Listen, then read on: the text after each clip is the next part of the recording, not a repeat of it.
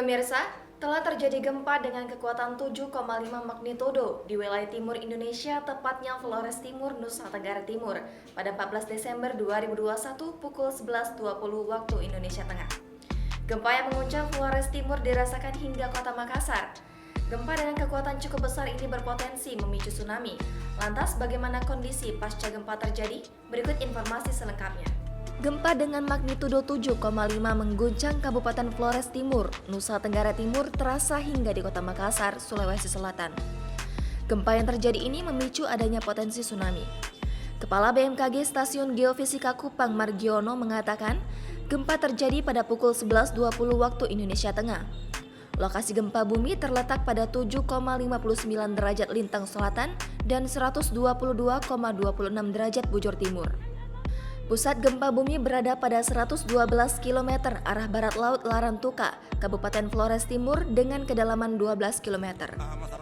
Begitu juga dengan Badan Meteorologi, Klimatologi, dan Geofisika Wilayah 4 Makassar mengeluarkan peringatan dini terhadap pasca gempa yang berdampak terjadinya tsunami di Kabupaten Kepulauan Selayar dan Kabupaten Bulukumba di Sulawesi Selatan.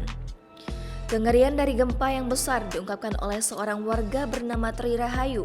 Ia adalah salah satu warga Labuan Bajo, Nusa Tenggara Timur. Tri Rahayu mengungkapkan saking kerasnya gempa itu, ia sampai merinding dan anaknya menangis. Warga Nusa Tenggara Timur pun panik berhamburan keluar rumah untuk mengamankan diri dari bahaya akibat gempa yang terjadi. Melansir dari Kompas.com, warga Makassar pun sontak berhamburan keluar rumah dengan panik. Begitu pula dengan pasien-pasien yang sementara dirawat di rumah sakit berlarian keluar gedung dengan infus di tangannya. Perawat pun membantu pasien dengan memapah dan mendorong menggunakan kursi roda atau tempat tidur. Akibat dari terjadinya gempa ini, kerusakan parah pun terjadi seperti bangunan rusak dan sebagian jalan rusak dan retak. Kondisi terparah terjadi di daerah Kabupaten Selayar dan Kabupaten Bulukumba di Sulawesi Selatan. 2 jam setelah terjadinya gempa, Badan Meteorologi, Klimatologi, dan Geofisika resmi mencabut peringatan dini tsunami.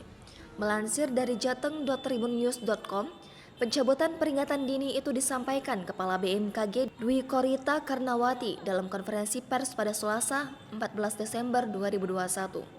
Rita menuturkan, 2 jam setelah gempa pertama kali terjadi pada pukul 11.20 waktu Indonesia Tengah, tidak terdeteksi kenaikan permukaan air laut.